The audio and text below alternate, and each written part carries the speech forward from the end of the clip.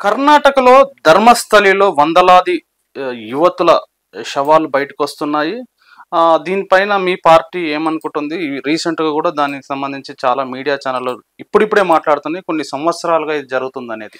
దాని పట్ల మీ పార్టీ ధర్మస్థలాల్లో అనేక మంది ముఖ్యంగా మహిళలు, యువతుల యొక్క శవాలను పూడ్చిపెట్టబడుతుంది అనేటటువంటి విషయం.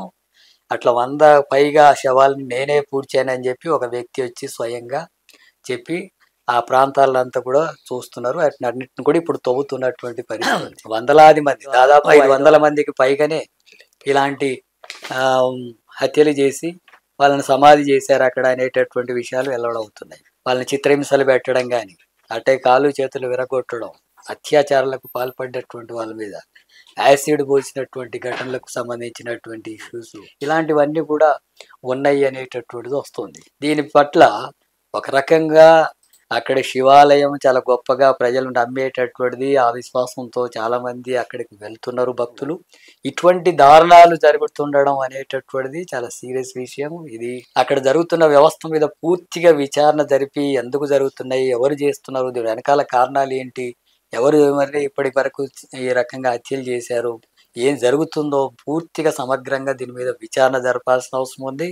అట్లాగే దీనికి సంబంధించినటువంటి దోషుల మీద కూడా కఠినంగా శిక్షించాల్సి ఉంది.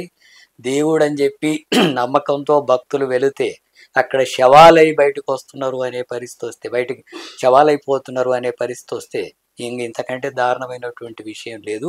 కాబట్టి ప్రభుత్వం సీరియస్గా తీసుకొని విచారణ జరిపి దాని మీద బాధ్యులైనటువంటి వాళ్ళని కఠినంగా శిక్షించేందుకు ప్రభుత్వం చర్యలు తీసుకోవాలని సిపిఎం పార్టీ డిమాండ్ చేస్తుంది. తెలంగాణలో కాళేశ్వరం సంబంధించిన అవినీతి ఆరోపణలు, దీనిపైన కమిటీ నివేదిక పైన మీ స్టాండ్ ఏంటండి? ఆ రిపోర్టుకు సంబంధించినటువంటి దాని మీద పూర్తి సమగ్రమైనటువంటి రిపోర్టు గవర్నమెంట్కి ఇచ్చిన కొన్ని ముఖ్యమైనటువంటి అంశాలతో దాన్ని బహిర్గతం చేయడం అనేటువంటి బయట చర్చ జరుగుతుంది.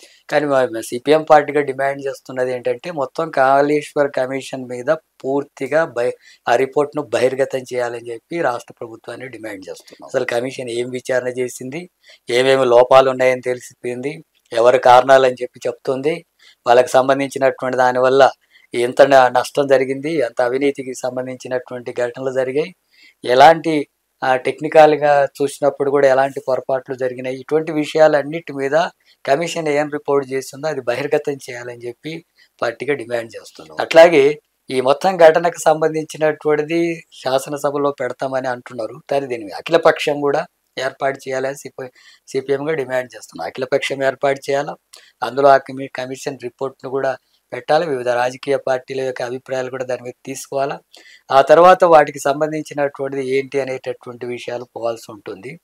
కమిషన్ ఏర్పాటు చేయడం అనేటటువంటి దాంట్లో ఎలాంటి దురుద్దేశాలు లేకుండా వాస్తవాల్ని, జరిగిన నష్టాలని, లేకపోతే ప్రయోజనాల్ని ఏంటి అనేటటువంటి విషయాలు కమిషన్ ఏం చెప్పిందో బహిర్గతం చేయకపోతే దాని మీద ఎవరికి తోచినటువంటి పద్ధతులు వాళ్ళు మాట్లాడుతున్నారు. కాంగ్రెస్ ఈ ఘటనకంతా కూడా కేసీఆర్ మిగతా వాళ్ళ కారణం అని చెప్పి ఓవరాల్గా అంటుంది.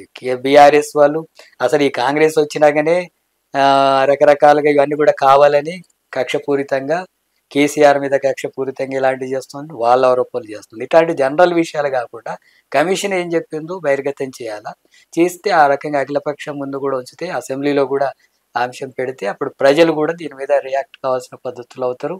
ఆ రూపంలో ఈ సమస్యను ముందుకు తేవాల్సిందిగా ప్రభుత్వాన్ని డిమాండ్ చేస్తారు.